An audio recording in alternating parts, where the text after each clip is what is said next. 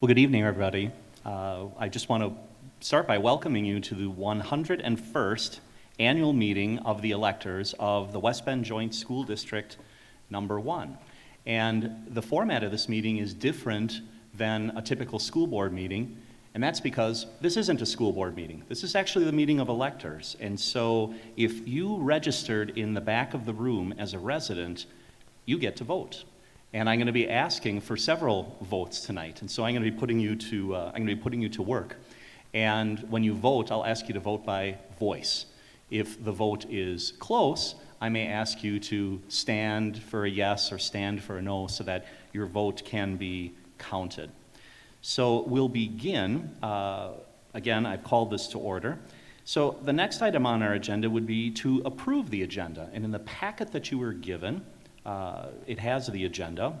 So what I would ask for is a motion from the floor to approve the agenda. We have a motion to approve and a second. Is there any final discussion? All in favor, please say aye. Any opposed, please say nay. Hearing none, the motion carries. Thank you. So the next item would be the presentation of the proposed budget, and that'll be handled by Mr. Andrew Sarno, our Assistant Superintendent of Business and Operations.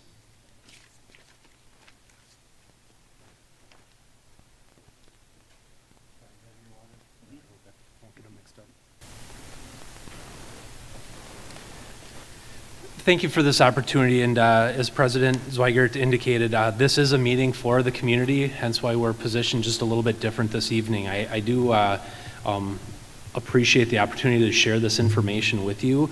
I will try to be brief. I do understand that it's not everybody's favorite topic, yet it is we're talking millions of dollars to operate the programs and services which the district provides to children. It is important to make sure that we understand this. So. This is a statutory required meeting, that's why we are here tonight. Statute 65.90 dictates that we will have this meeting during a certain period of time with sufficient notice and whatnot. And as I indicated, this really is for your ability to learn about the district, not just with the budget, but the follow-up meeting 30 minutes from now with the state of the district. So we appreciate the opportunity to share this with all members of the community. Whether you're in person or at home. Just a little bit of housekeeping information. This information in front of you is effectively current as of September 10th. That's because when you start backing up from this evening to when the publications are required at least 10 days in advance, Class 2 notice, we have a lot of assumptions that are still there. We're making calculated estimates. But just as an example, one of the pieces of information that is yet to be finalized, the 18th was the third Friday count that is due to the Department of Public Instruction by this Friday, October 2nd. And so that's just one piece that's still finalizing. So there's assumptions that are built into this, property values until the Department of Revenue shares final numbers on October 15th. So please just remember that because these numbers will change. A lot of the things that drive the information in front of us are still estimates at this point in time. A final budget will be brought forward, including a levy, which is the dollar amount, as well as a final mill rate on October 26th. So that will be brought forward to the board for their final approval. Much of the resolutions that we'll talk about at the 7 o'clock meeting are advisory.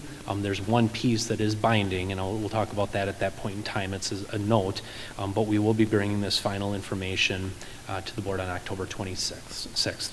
And just keep in mind, and I did include as a part of the handout from the Department of Public Instruction, just a little bit of information is that the budget is a living document. It's meant to evolve and change and meet the needs of an organization or a household as things change.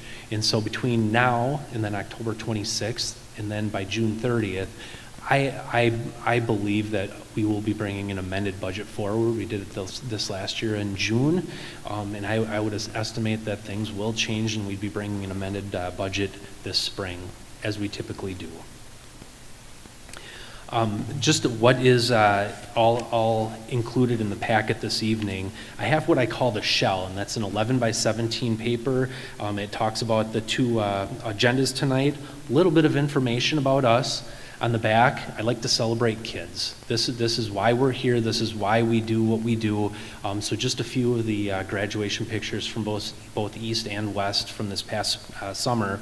A little bit of our district continuous improvement plan. And then if you open up that shell, there's 5 graphs. And again, we're celebrating younger kids here at their, I think this is the Green Tree Thanksgiving last fall. But there's 5 graphs that kind of tell a financial story. And so I will be getting into those. That's actually a part of the presentation. Yep. And then inside the shell itself, so that's the shell on the outside, inside of the shell is the annual budget publication. We have resolutions that are included. That will be a part of the 7 o'clock meeting. These pieces are the stapled portion that's inside, just on 8.5 by 11. It also has the procedures for the meeting, which President Zweigert will be reading as well a little bit later. There's a budget hearing publication that was published on September 16th as well as September 23rd per a Class 2 notification. So that's in there, and I will be going over that right after my presentation. And then as well, one of the other big pieces is the revenue limit calculation. So it's a Department of Public Instruction spreadsheet that calculates all of our history, our property values, the levy, and then it calculates that final mill rate or the taxation rate. So all of that's included and kind of helps wrap that story up that we're telling tonight. So we've already called the meeting to order. We have an approved agenda. I'm in the middle of a presentation. After I get done sharing this, we will open this up. There's comment cards on the back for either questions or comments. Would you be okay, sir, acknowledging if somebody doesn't fill one out that they could come to one of the microphones and please share there. And then we would have a motion to adjourn by the attendees, resident attendees. Thank you. Mission, preparing all students for college readiness and career success. Vision is excellence for all. Why that's important is because between our budget drivers that help us understand where we prioritize, as well as making decisions, that all comes into play in helping making sure that we're getting return on our investment, which the return on our investment is making sure that kids receive that education that will take them to their future. This is one of the first graphs, which is our students, and as I indicated on the 18th, we had our third Friday count that's well underway. This is really what determines, we take the number of students, our members, and multiply that by a dollar amount, which is our revenue limit.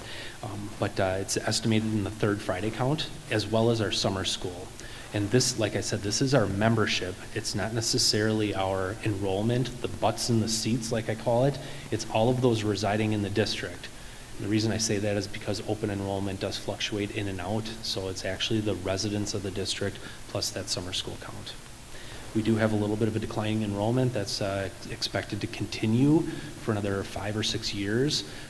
The kindergarten grades for the last couple of years have stabilized, but we do anticipate that declining enrollment will continue for a few more years. Funding from the state, and I like to think of the revenue limit. So there's a dollar amount that we're allowed. It dates back to 1993 when we were capped at a certain dollar amount per child. And what they do is they multiply that by the number of students on a 3-year average. And really that's our revenue limit. 2 big sources of money that are funds that come in. It's really our revenue limit minus the state aid. So here I'm talking about our general state aid history. It does fluctuate based on property values, the number of students. There's some variables. It's actually a 3-tiered formula. I'd love to have a couple hours at some point to go over that a little bit. But the state aid it's a 1-tiered leg. It's based on how much property value per student we have, and they calculate that under a 3-tier formula. I am estimating, again, because we do have declining enrollment as well, we have increasing property values, which I'll show in a moment, approximately a 4% decrease in our state aid. Our property valuation, so again, this is that 1-tiered or one-legged stool that we have that really determines that state aid component. And we can see that last dip from the recession dating back almost a decade. the residual effect of that, and then a fairly consistent increase ranging from 2 to 7% over the last couple of years. The 6.12% is an estimate. Baird, our financial analysts, do estimate that for us. They do that for all districts across the state. So again, this is the Department of Revenue. October 15th, we'll be providing that final information. Baird is generally pretty close, but this is an estimate at this point in time. Our property tax levy. So again, that full revenue limit minus the state aid equals the property tax levy, which is the dollar amount. And if state aid were to decrease, our property levy would need to increase, assuming that constant of the full revenue limit. So again, as we've calculated out based on that revenue limit worksheet that I've included in your packet, estimating about a 6.13% based on the assumptions that we've made at this point in time. Again, it's subject to change by October 26th, but estimating about a 6% increase in the dollar amount that will be coming from our property owners in our district. Our mill rate, so this is the percentage or the taxation rate when you take our levy at approximately 45 million and you divide that out by our $5.5 billion, you come up with a taxation rate. So this is the amount of money that's paid every per $1,000 of assessed value.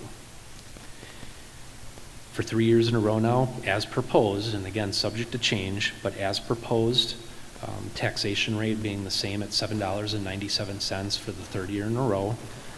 And historically, you can see that it has been a little bit higher over the course of the last few years. Again, depending on different variables like property value and the revenue limits and some different things like that. But I'm happy to report that taxation rate, everything that's slated right now, and we do have some flexibility with that. I'll talk about the defeasment in a little bit, but keeping that flat.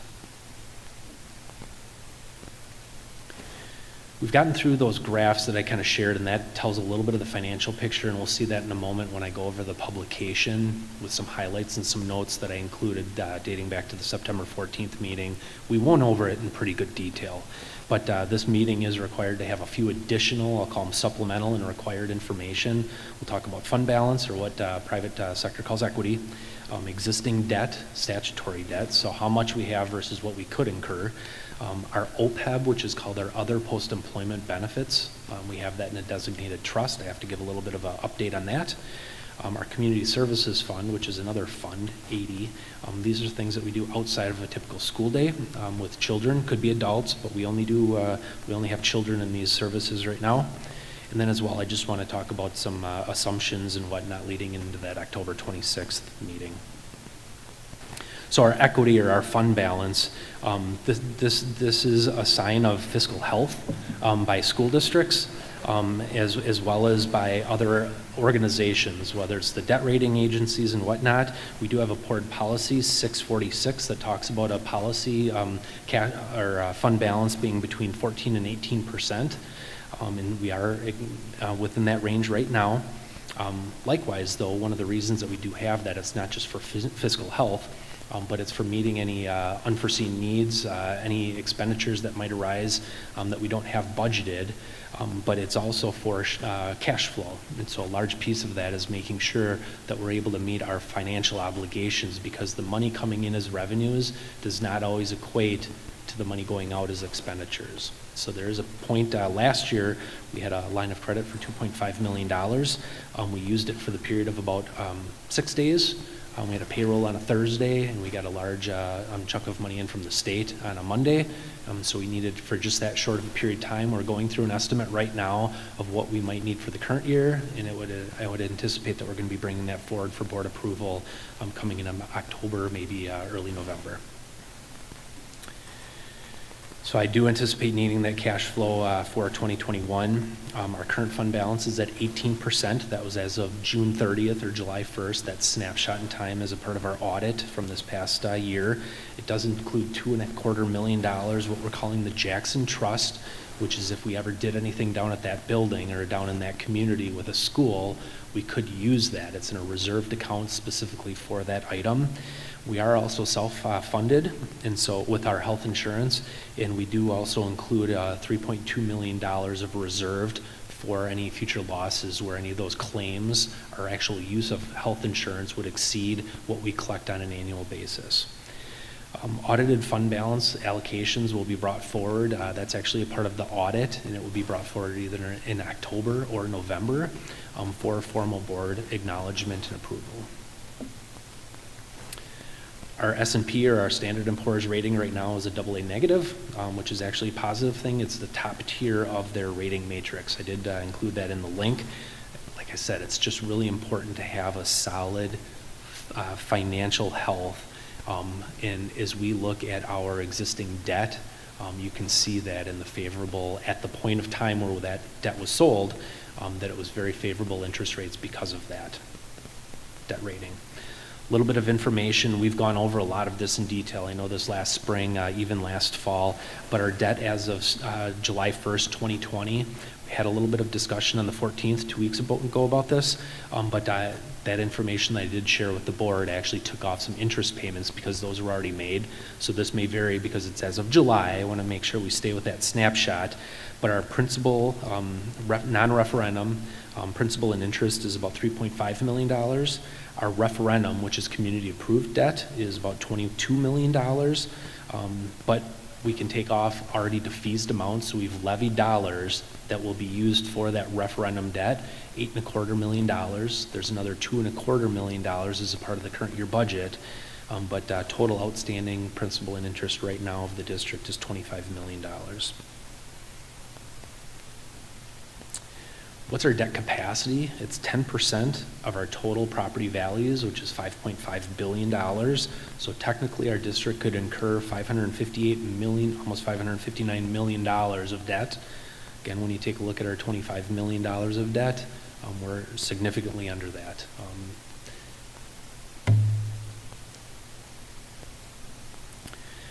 One of the other requirements, as I indicated, are other post-employment benefits trusts. So these are dollars that we're setting aside for retiree benefits. Beginning fund balance as of last summer was $2.8 million. We did we added an additional $2.3 million. We had expenditures last year of 1.4, so the current fund balance that's sitting in this for that liability is 3.7